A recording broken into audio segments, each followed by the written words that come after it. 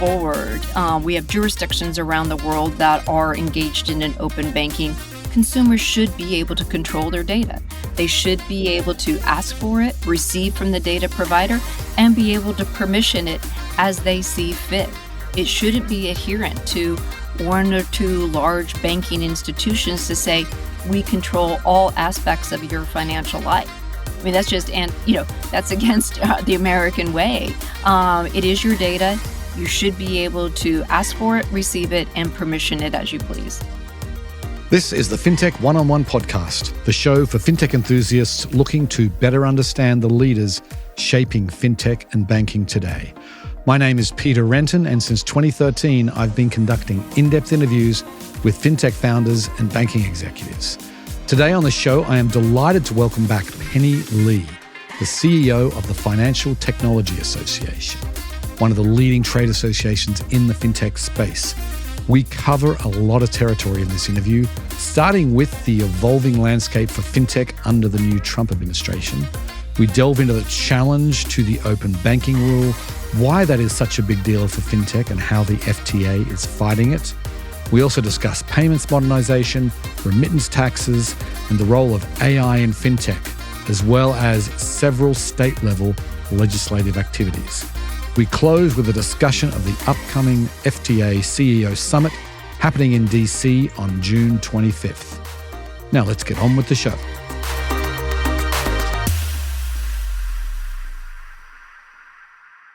Welcome back to the podcast, Penny. Peter, thanks always for having me on. It's a real pleasure to be with you today. The pleasure is all mine. It's been 2.5 years since I last had you on. Boy, that seems like the time has flown.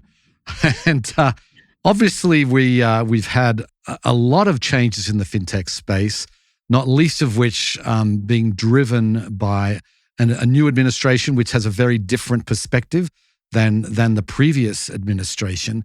So maybe we can start off by just giving the listeners a little bit of how you find the state of play in Washington, D.C. today. How is it different under Trump 2.0? Yeah, I wasn't in this role, or FTA wasn't even created during the last Trump administration. So there are some, getting familiar with the administration, with the president's style. Obviously had watched it and observed it from outside, but now living in it in this role is very different, obviously, in contrast to the Biden administration.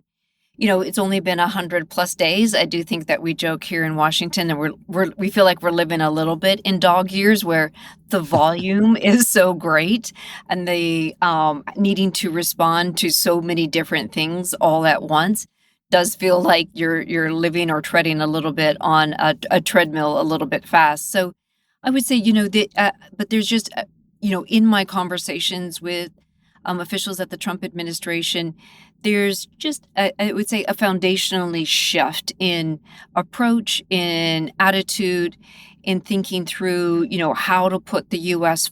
forward as far as what we need to do more on innovation. How do we need to think about positioning the U.S. Kind of to future-proof, not only from a financial sector, but on a variety of different topics and products and subjects and regulations and other matters. And so, just having, the ability to converse more frequently, the ability to have open conversations about a variety of different things is a marked contrast. I joked recently, I've probably met with more officials at this White House or, in the agencies more in the first 100 days than I did all of Biden. So it's just a little bit of kind of the curiosity to learn from those that are active players in the various different spaces. What are some concerns? What are they getting right? What are they getting wrong? Ways in which the government can continue to iterate to kind of, again, put that best foot forward. So it's just a different, when under the Biden administration, it always felt like, especially in our industry, which is innovative, and we're always going to outpace regulations. And, we're adherent to the rules that are on the books, but we're probably going to get ahead. things such as AI, machine learning, and other things, and thinking through how do we, make sure there's a proper reining in or the proper controls and the proper regulations on that. But oftentimes it felt like, oh, you look like this, you act like this, and so therefore let's put a 1933 rule on your Mhm. product, when in fact it had nothing to do with what the product is, how it functions, how consumers interact with it. And it was just oftentimes, oh, you're growing, you're in a marketplace, let's shut it down first and then figure out how regulations can stop the activity, versus I think Trump's approach is how can we use regulations or remove regulations that are, stopping this progress and innovation in the space. Right, right. Well, and the reality is, I think most or a lot of people in fintech are happy that the CFPB has lost its teeth. A lot of the challenges that fintech companies had, whether it's directly or through some of the bank partners that were receiving different enforcement actions and what have you. I think so. There certainly has been a lot of people are very optimistic about this administration and how it's going to be. But there's one thing that I want to delve into fairly deeply here, because it's the open banking rule, the Section 1033. That is something that came out of the Biden administration that many viewed in fintech as a positive. One might say one of the few positives to come out. But there has been obviously talk about the rule just being I don't know what you say, dissolved or somehow just eliminated.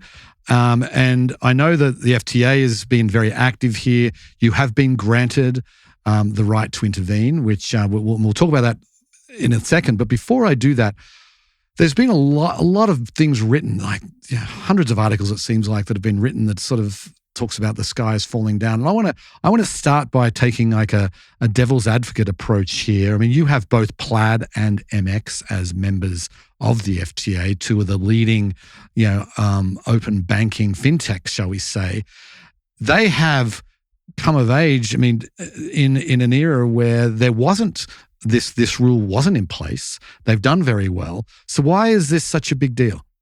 But I would say the statute was in place, or the definition, and that is in 1033, it was that banks are required to permission their data to consumers, and on behalf of consumers, the consumers then can permission their data to other entities such as third-party apps and otherwise. So that, and thinking through how to codify that rule. So that rule was there from when Dodd-Frank. It wasn't promulgated towards the end. It was, there was rulemaking that needed to go around it of how to implement that rule.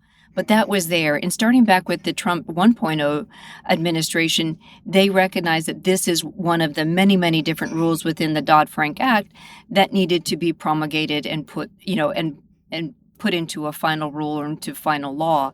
And so this was started back actually with the Trump administration, and they recognized, the innovation that was occurring and what the rule was saying, which is that yes, financial providers or data providers are obligated to to make that information, their financial data, available to consumers. And so that's what that has been in place. That rulemaking has started back in 2017. So there is a lot of innovation that has occurred, knowing that this rule was in the Mm. process, was taking the steps, working to make it codified. And so there's a lot of activities.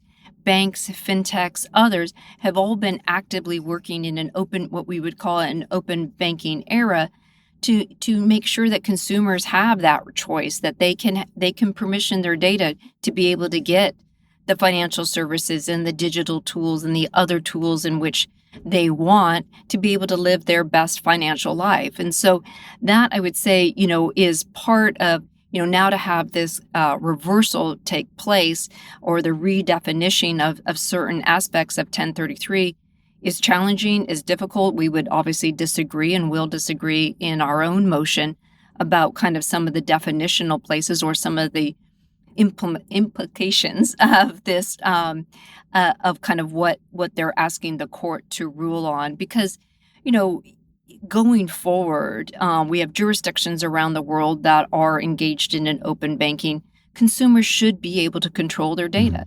They should be able to ask for it, receive from the data provider, and be able to permission it as they see fit. It shouldn't be adherent to one or two large banking institutions to say, we control all aspects of your financial life.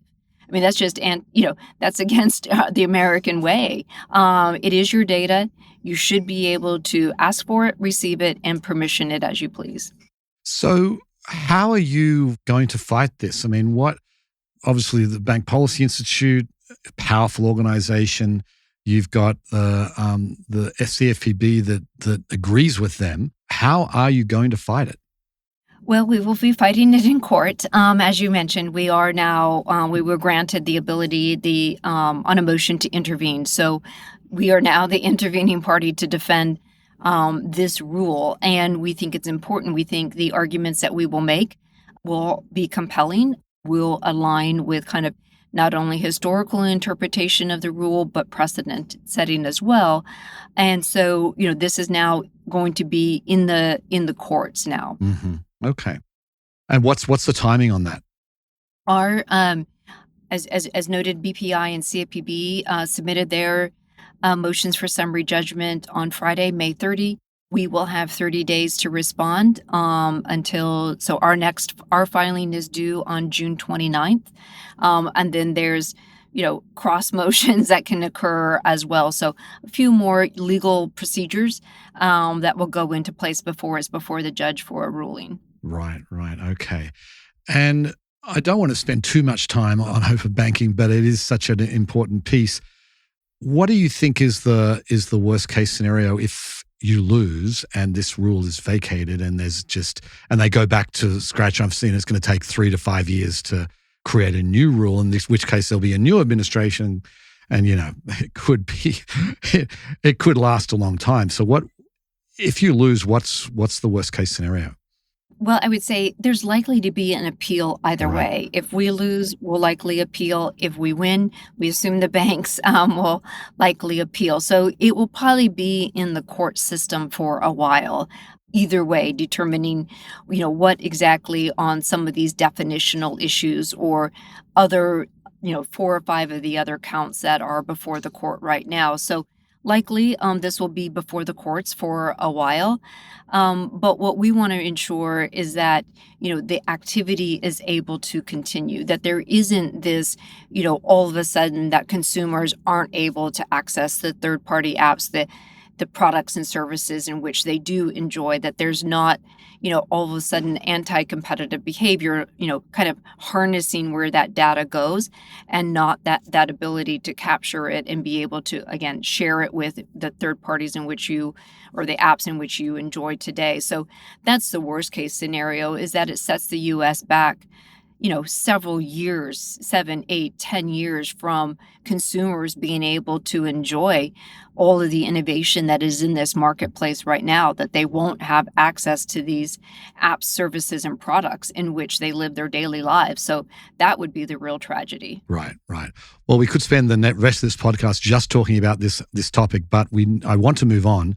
I want to talk about an op-ed I saw that you wrote in Open Banker earlier this year, where you were talking about payments modernization, and you even floated the idea of you called it an optional federal payments charter.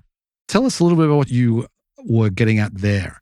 Yes. And, I would say here in the United States, we still continue to lag behind other jurisdictions as far as faster payments and the ability to get that instant payment. We do have systems now in the U.S.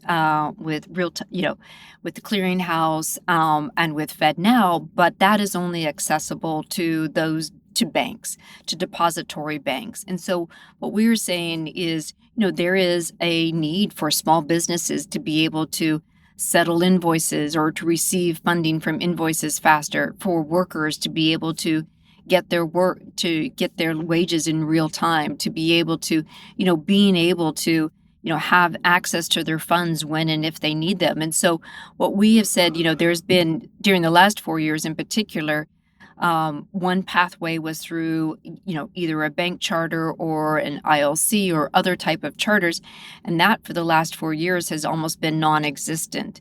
And so what we want to think through and want to, bring forth to, what we were proposing or am proposing is, that payments charter, those companies that do not want to be depository banks, that do not want to engage in the various different services in which it requires you to be a bank, but yet have the same robust safety, soundness, and other requirements, supervision, examination, all of those aspects that a bank is required, minus being the depository banking institution, to be able to have, explore the possibility of having access into the Fed services, to be able to clear faster, to be able to, not incur the costs that incur right now. Fintech companies right now are having to pay a lot of different tolls along the way, to be able to clear their settlements. And so having that access for cheaper, faster, more instantaneous payments is the idea behind the payments charter. Right. Gotcha. Okay, so I want to talk about something that is working its way through Congress right now. I should mention we're recording this on June 3rd, and it's, I believe, the One Big Beautiful Bill Act is in the Senate as we speak. And Yes. one of the things that it has in there that I thought is terribly problematic, and this is this remittance tax, where if you're someone living here legally sending money back to your homeland, there's a proposed tax that is going to happen. So what can you tell us about the status of that and its likelihood of success? Yeah, it was a last minute addition into the House's version of the Big Beautiful Bill, and now it is in the Senate. And so what we're trying to do, I think it caught a lot of people off guard, a lot of congressmen, congresswomen, congresspersons, off guard. And now it's in the Senate. And so we're trying to educate them because there's not only, I would say, increasing taxes on everyday Americans. It's more than just those sending overseas who happen to, immigrants who happen to be have family overseas as well, but it's everyday Americans. This tax will now occur on military families sending funds, to their brother, sister, mother, father who are serving overseas. It is, just anybody serving money sending money outside of the United States will now be taxed. There's a provision in there that says, if you're a verified American, you can get a tax rebate, but you have to send in your information to the IRS. You have to then, provide all kinds of documentation to then possibly get that rebate. So automatically you're assessed a tax, and then you have to verify with the IRS and others kind of where you're sending the money, to whom you're sending, who you are as a person. And so it's a compliance nightmare, but it's also kind of, it's against what we have always known, Republicans to be for, which is, lower taxes, anti-tax, invasion of privacy. Government shouldn't be controlling all this information on the individual, and it's hitting all of those marks. So it's bad on several different levels. And what we're trying to do is educate the senators now on not only the, bad policy this is, but the implications this has to everyday Americans. It was billed as a way to, paying for the wall on the border. But what it is it's impacting everybody that sends $1 overseas. Right. And that, I mean, it sounds like it's an immigration policy. It's not a tax policy, but it's in the reconciliation bill, which is really a financial bill. Correct. But anyway, okay. Well, we'll see how hopefully that will not make it into the final version. I know they're going through it with a fine tooth comb right now. Okay, so I want to switch to. We've talked about the federal for the most part of this interview. I want to switch to the states. I know you work actively in many of the states. There's a BNPL bill in New York that is a little problematic, shall we say, for the industry. What are you doing there, and what can you tell us about that? Yeah, and that one passed, and so now, unfortunately, we worked. It was, we understand the merits behind it, that this is a fast-growing industry and one in which they want to make sure they have insights and, making sure that consumers aren't harmed with it. But I would say it was inelegant in its passage. Even I think some of the authors recognize the flaws within it. It is very broad in its definition of what a buy now, pay later. It, you know, captures in this broad language if you're just simply a payment processor, just moving, money across your rails, you're now going to have to be a licensed BNPL lender. It asks for certain things, to do just like a credit card, but yet doesn't take into consideration that these are closed-end products and not open-end credit products. It also treats federal banks versus state banks very differently. It exempts national banks from this law, from the licensing regulations around this, but yet requires state banks to follow. So there, which is completely, anti any of the history of New York banking law that goes, potentially goes afoul of the Dormant Commerce Clause. There's a lot of different problematic. So, want to work with the legislature on potentially a fix-it bill on ways in which we can improve it, and then also work through when they go through rulemaking to be able to make sure that there's a full understanding of what this product does, what it is, why some of the um, language within this bill are just ill-fitting. We want to make sure that the BNPL industry is adherent to, consumer protection, that has it built in there, and that there's rules and regulations that fit for it. But right now, this bill in particular, or this law now in particular, misses it on several different levels. Yeah, because a lot of the BNPL providers, they are partnering with state chartered banks. A lot of them are, and that's going to cause, I mean, what are they doing right now? If they're partnering with a state chartered bank, is there a grace period? They could continue operations. Yeah, you do there's an implementation period, so it doesn't go into effect until after rulemaking, Okay. 180 days after rulemaking, so Okay. there is still a rulemaking process. There are, we're going through, and there's certain things that are mandated by statute, other things that are asking the supervisor to make a rule on, but the whole entity in and of itself is not in effect until 180 days after rulemaking. Right. Right. Okay, another thing that's really active in the States right now is earned wage access, and there's several states now have laws on the books. There's more that are pending. What are you doing there? Yeah, it's been very active in this Yes. space. Louisiana today just also passed a EWA bill. Maryland last week signed into law an EWA bill.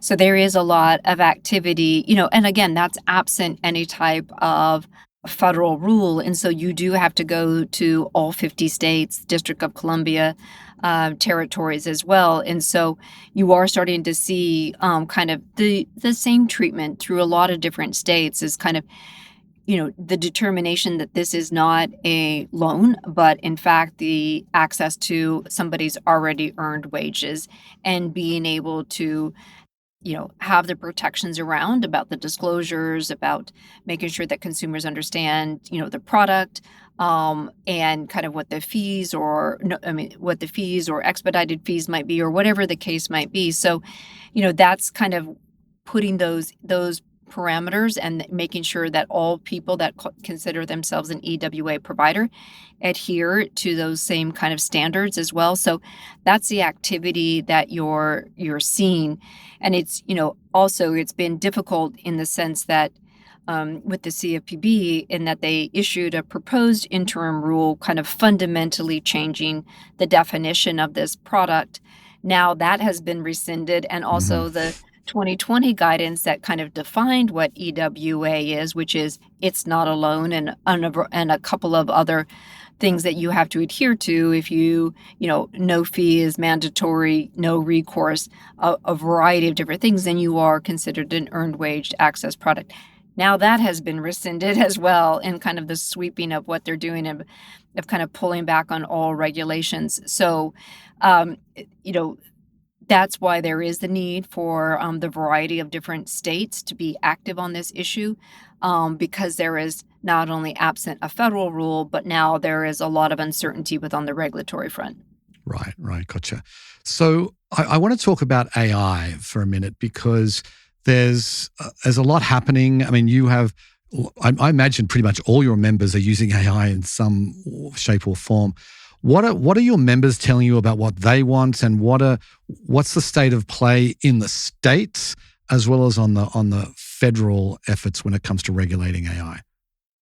Yeah, most of our, being digitally native companies, they have used AI and machine learning, some type of AI almost from day one, Right. whether that be in credit underwriting, use of algorithms, for the credit decisions, whether that be in back end and making their own companies more efficient. So, this has been something that many of our companies, all of our companies have been engaged with almost from the start of their companies. So, we are starting to see that new phase, the agentic, AI, generative AI, open source AI, the ability, to use it in ways probably somewhat imagined in sci-fi, but a lot of probably not imagined, and even the amount that the machine is iterating, on a daily and hourly basis, as I don't know that anybody understood the pace of which it was going to take hold. So, would like, federal clear rules of the road, how AI can be used, what it can be used for.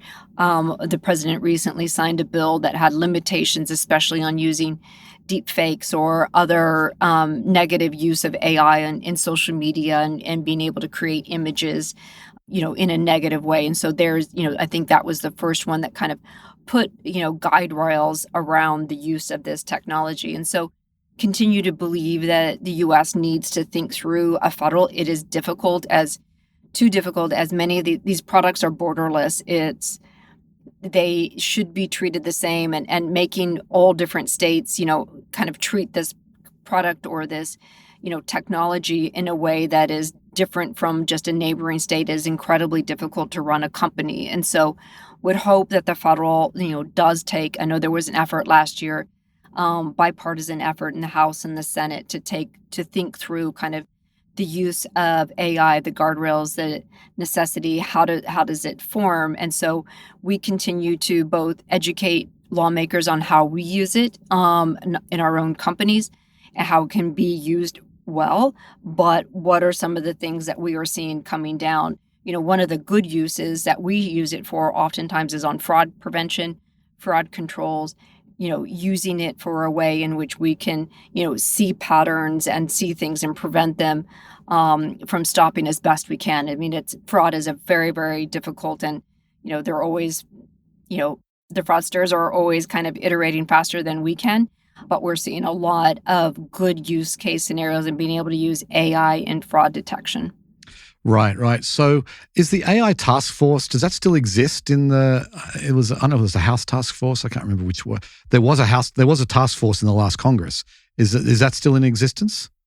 There is a AI, subcommittee, and I don't know if the actual task force is still, around, but I do know that there is an effort, Senator Rounds and others, there is an effort to think through what the AI strategy needs to be, and obviously the White House appointed a AI czar, Right. crypto czar, and so the attention, I know they're working through stable coins. It's kind of maybe one of the first priorities that they have right now, hoping to get through the stable genius bills, and but, and then work through, I know that they're simultaneously working on AI as well. Right, right. So do you think that there may be an AI federal bill next year?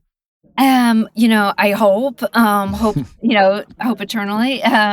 But, similar to kind of what we've asked, hoped for on a data privacy, as Mm. well. It's been 10 plus years before we've seen that one, and it always gets hung up on some things unexpected. And it does take a lot to move things through Congress. It does require a lot of handholding and getting everybody on the same page. But I do think that there is awareness that, um, our laws are behind the times, and so how we think about it.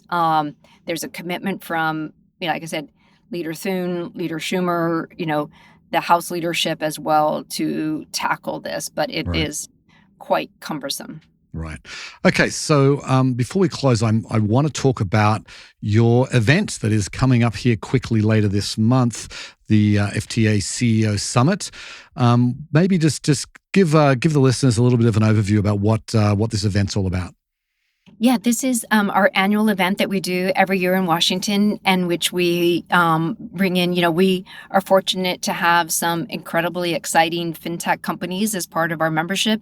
And with that, we have some very dynamic founders and CEOs. And so it's our opportunity to kind of tell that fintech story, and that fintech story from the founders and CEOs who I think are much more adequate and much more dynamic to be able to speak about kind of what the innovation, not only are they doing as a company, but also kind of what they're building for, and kind of what the promise of this incredible technology is, and kind of how we can continue to lead not only the US, but lead globally as well in financial services. So this is our annual event. It's on June 25th.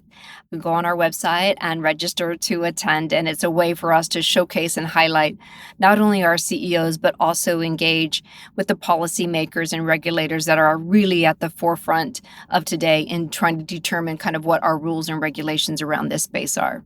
Right. And I will link to the registration page in the show notes here, but maybe you could tell us, like, who are some of the speakers that you have, like maybe from government do we have? I mean, I know that there's still some that are in process, I know, because we've been working on this together, but what can you tell us about who's going to be on stage? Yeah. So we have, from the government side, we have House Financial Services Chairman French Hill.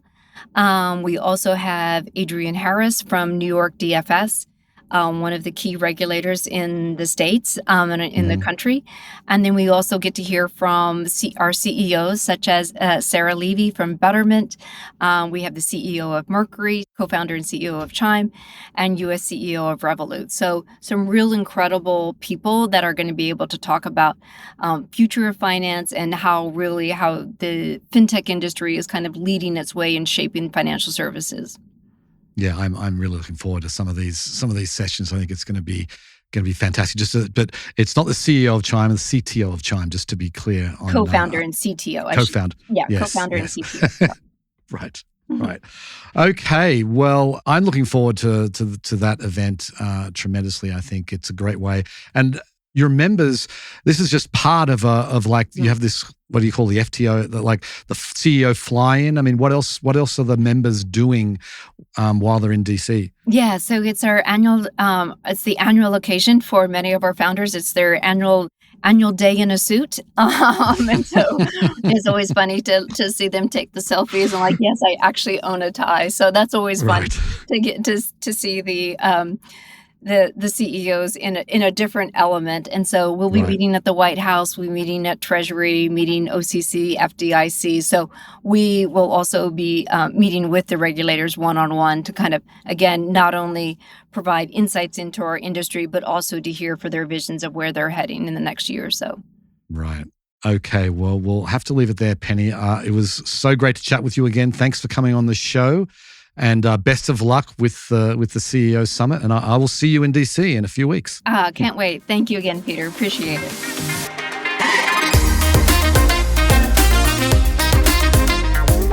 I want to emphasize one thing that Penny said earlier about the open banking rule. I believe it is critical that consumers have control over their financial data, allowing them to permission it to third-party apps and services. So much of what we have built in the last decade in fintech has been directly or indirectly a result of this permission. And Penny makes a great point that while the rule had not been finalized until recently, it has been part of the regulatory landscape since 2010. So every fintech company assumed that this type of permission would eventually become the law of the land. Finally, I just want to remind everyone that you can attend the FTA CEO Summit in person or online. It is only half a day and it will be time well spent, I promise you. Anyway, that's it for today's show. If you enjoy these episodes, please go ahead and subscribe.